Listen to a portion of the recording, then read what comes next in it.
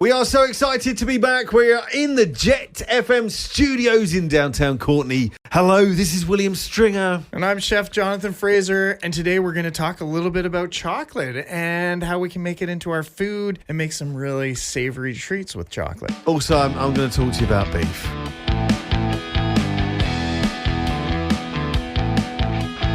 Welcome to the Edible Valley Podcast. We want to invite you as we embark on a culinary journey through the heart of Vancouver Island From the fertile fields, to the pristine waters of the Pacific Ocean. we'll explore the stories behind the food that nourishes us. Tune in to each episode as we deep dive into the flavors, the traditions, and the innovations that make this a true paradise. Now please join us as we explore our Edible Valley. Well, good day to you. It is wonderful to have you on board, whatever you're doing, whatever you're up to. Thank you very much for lending us your ear. We've got lots to talk to you about today. Gian. I don't know why I call you Gian. Do you know the story of me calling you Gian? When I first met you, I thought maybe because you said you were raised on one of the islands. Yeah. Like Denman or something? Well, Hornby Island. Hornby. But I mean, I grew up on Vancouver Island, right? Right. I was born and raised here on Vancouver So Island. be proud of being I'm from very Hornby. proud. I know It's how a beautiful place. I know how you put the sticker on the back of your car on a little bit of angle, so Yeah, absolutely. the Comox Valley points to the north, right? Always. So, yeah. I thought, I bet you here, because, Hornby's quite hippie. Oh, a little bit. His parents, spelt John a different way. And it was like Geohn. That was my guess. Yeah. And they would say, no, it's not John, it's Gian. Or Gian. And so I just started calling you Gian. A little bit like Ian with a J. Oh, yeah, I know. And you were like, no, it's just John. It's just John. So anyway, Gian, John. how are you doing? I am doing really, really well. Yeah, it's nice to be settling back. Yep. Getting things all moving together. Being out in Port Alberni. Yeah, in I've just had- Porto Alberni. Porto It's like Porto Alberni. Vallarta, but Gian. Porto We Alberni. do- You've been in Port Alberni. I've been in Port That's Alberni, going well. and it's great. My students we've just gotten out of all the theory end of it. We're getting into classrooms, so we're working on stocks and sauces and soups and all those things. So it's kind of exciting to actually see them pulling knives out and hot frying pans, and no one's getting hurt. And so flourishing. and we're getting some really good meals and some nice flavors together. So yeah. Excellent. Now, I need to talk to you about flavours. So my wife was in Costco and she picked up the kilo of brie, the Kirkland kilo of brie for Of course. $5 or something ridiculous Yeah. like that. Well, that obviously means in a house of, 4, 2 of them being under 3 years old, you're just going to be eating brie all week, basically. yeah. It's not Christmas. It's not Easter. So I've been putting brie in everything, and I got some cooked brisket from the old farm market. Ooh. Delicious. #represent. Do it. And I put it into a sandwich with the beef and the brie. Unbelievable. Is that a thing? Brie is good with everything. Really is, isn't it? Yeah, no, I had a great time with Natural Pastures. Fine. They gave me a bunch of cheese, some brie, because they had award-winning brie. They cheese. do have award-winning brie. Yeah. Anyways, I was like, oh, this stuff is so good, and it's so nice to see how they're making it with the milk from around here. Anyways, they gave me a bunch to come up with some recipes and play around with a little bit, and I had some great times. Got to work with some students up in Campbell River actually with that one, so that was a hoot. So brie is just such a fun one, and I mean, it can be just as simple as just fresh sliced brie on a cracker or a little bit of jam, toasted in the oven. Jam. With something sweet. Well, mine is smoked brisket, and I called it William's smoked brisket sandwich. Boom, but hashtag that's mine. Okay, if that's a new thing. That's mine, please. But anyway, enjoy that one.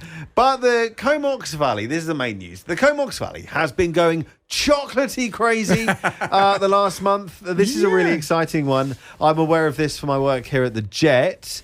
So talk to me about it. It's everywhere in the valley, isn't it? It's everywhere Everyone's right now. involved. Yeah, so it's all part of Comox Valley L'Arche Society, right?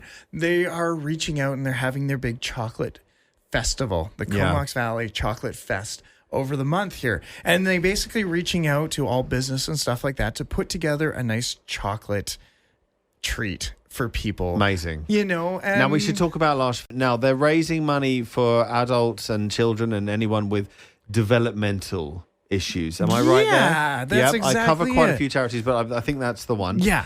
So really, really, very, very good charity there. They're Worthwhile cause. They're just willing to help out people with disabilities, right? Yeah. To give them a foot forward in the world and let them thrive. Let them thrive. Exactly. You know, we'll be a country of people that are fulfilling our potential You know what? individually. Exactly. And you know, giving them this opportunity is amazing. And you know what? They have a lot to provide our society, and I think that's amazing. That And this is making they're them there for us. Well, and this is making them some real money, and it's a great initiative.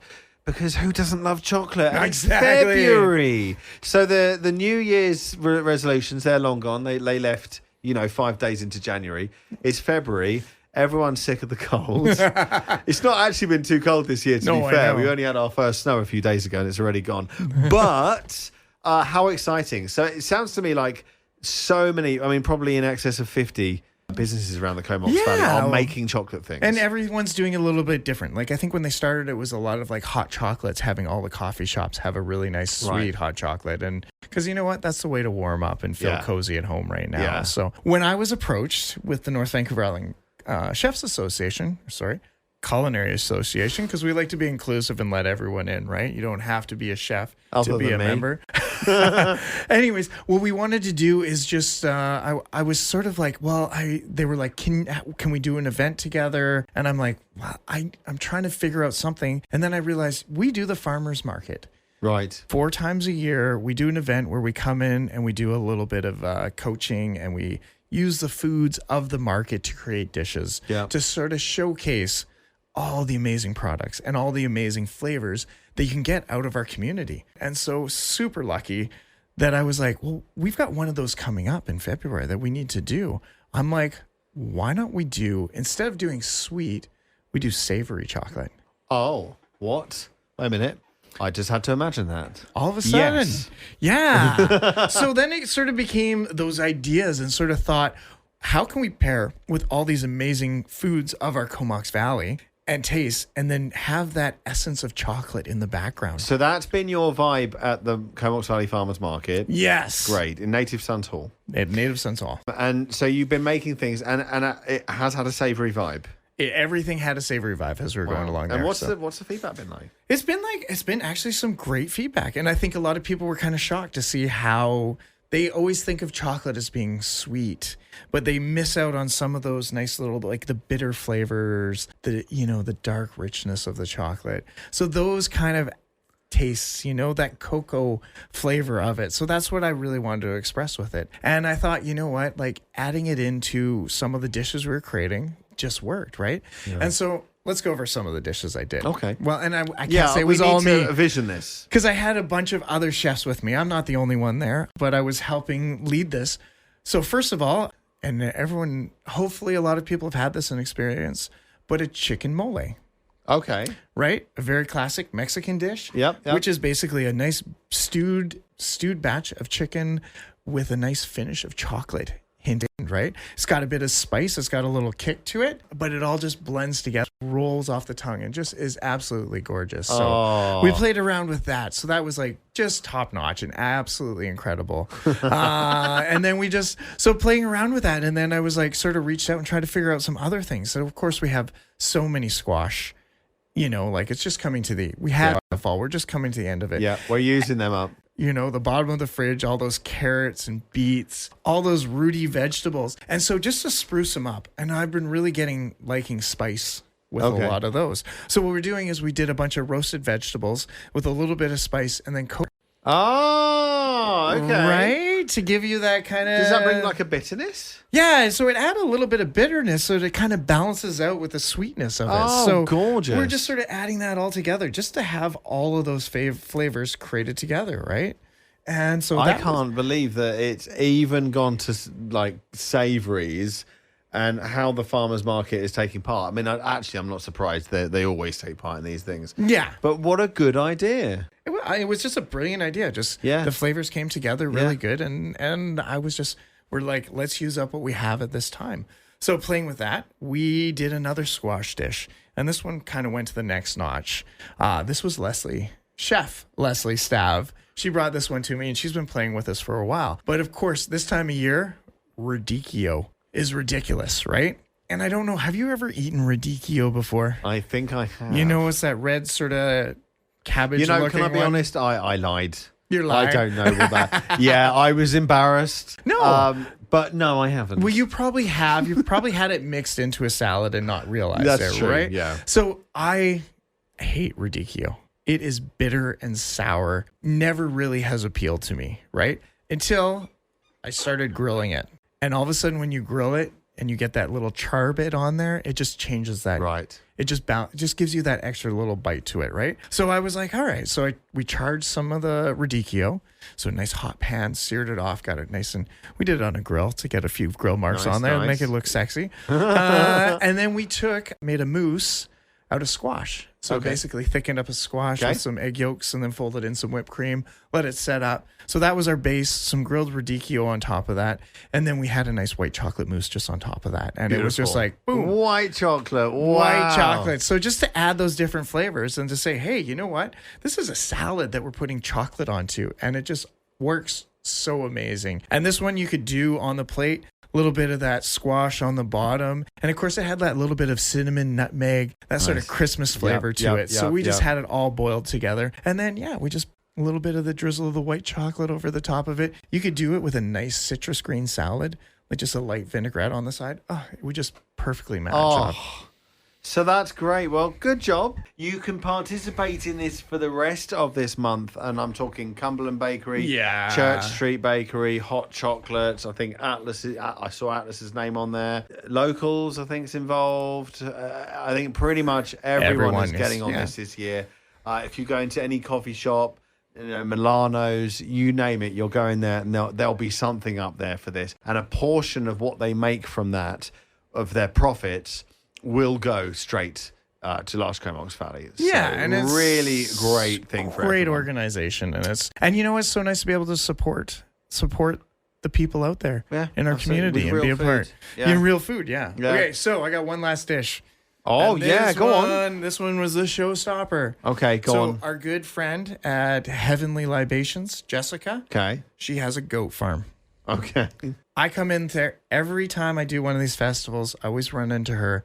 And now we've gotten to this point. She's like, I'm going to tell you what you're going to do this year. or she's like, what suggestion do you want? So she came to me the last one we did. I took some of her cranberry apple shrub with braised cabbage. Oh, amazing. Really? Absolutely. Braised cabbage with her apple cranberry shrub was absolutely incredible. It had the beautiful color to it, the sweetness and the bitterness that you want to do with that. So I was like, oh my God, like this is a hit. So this time I come up to her and she's like, well, what are we going to do? And I was like, I'm not 100% sure. I'm like, just feeling it out. She's like, well, can you use some goat? And I said, whoa, can we do this? Can we do this? And I was like, yeah, well, let me think about this. And I did a little walk around the thing. And then she comes back to me and she's like, what do you think about chocolate and anise? And I was like, we are on to something now. Let's do this. Sister. Right? So she gave me a whole bunch of goat bones. Brilliant. If you got a chance to get these at the market and you want to make a really good stock, brilliant. Goat bones. That's a great tip. Okay. Any time of bones, right? If you want to start with a nice base for your food, getting these bones, roasting them in the oven, putting them in a pot full of cold water, ice cold water, and then bring them up to a simmer really slow and just let it cook for like 8 hours. Just on just a little bubble there. Just perfect, right? Roast some vegetables off, carrots, onions, celery, a little bit of red wine, throw those in about halfway through the cooking process. Perfect. Let that go, strain it out. Oh, heaven. Let that go. Oh, let that go. Anyways, all that nutrition from the bones, all that flavor, all that gelatin, all is going to get into your base, your stock right there. And I use that. And I sauteed some onions and some celery, seared off the goat meat really well, threw it all in there, let it cook for about 2 hours in the oven, wrapped really tight. And then, of course, brought it up to a simmer, took out my cinnamon, I put a little cinnamon in there, of course, got my cloves of anise out of there, and then we threw in a little bit of chocolate at the end, and oh my God. Really? Just absolute heaven. Really? Everyone was talking. What did everyone think about it? Well, you know what? Here's the thing. People would see goat, and they'd be like, I don't know about that. Yeah. And I'd Of be course. like, just try it. And they'd be like, this is incredible. I had half the people were asking me just for that recipe alone. So Really? yeah.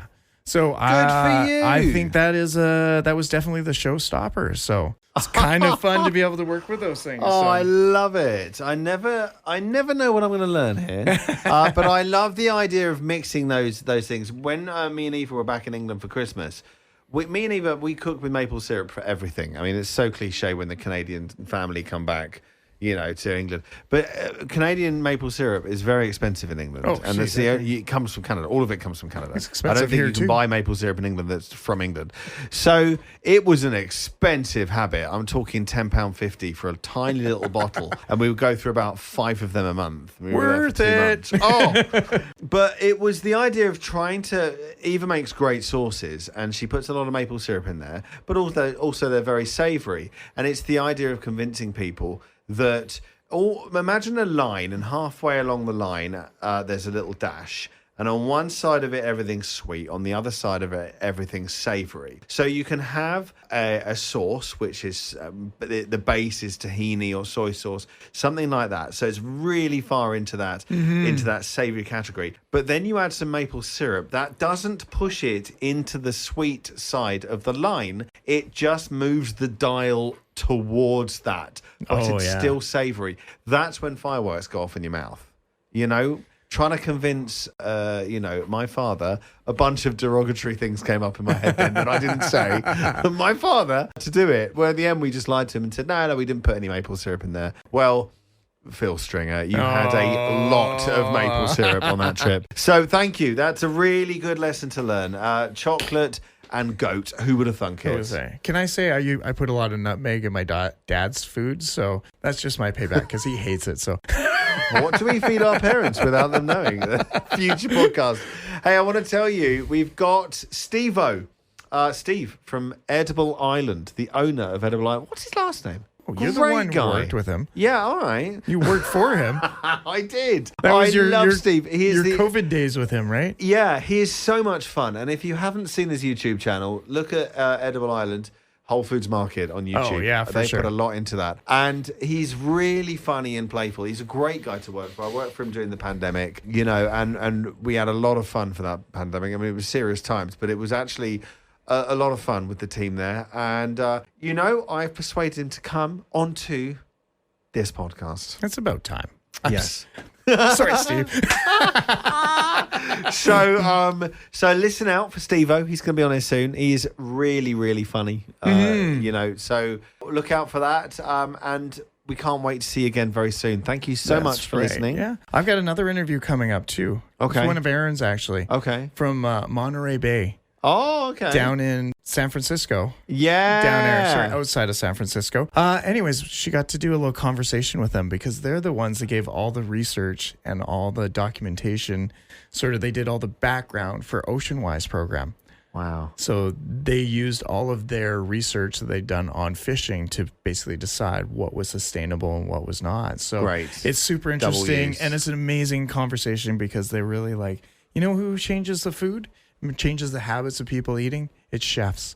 Yeah. And that Oceanwise is a thing now because of chefs and because they've made the effort to be like, let's cook good food. Yeah. So it all comes from that. So Erin's going to be the next one up then. Fantastic. And we'll be back in a fortnight as usual. Thank you so much for joining us. Please connect with our socials. We're on there more and more. And, I'm really happy to say, I don't know if we can say this, but the podcast is growing. It's growing. We're actually 100%. having more downloads every month, more people. And, it really does make us so happy. It warms our hearts up. So thank you so much. We don't make a dicky dime for doing this show. We just turn up and have some fun and have some fun and make some it's friends. Worth it and make some friends. So honestly, I'm not just saying that. We're really grateful for you listening. So thank you very much. Have a good one, and we'll see you into March as we head on fearlessly into the meteorological springtime. Have a good one. Have a good one. Cheers now. Bye.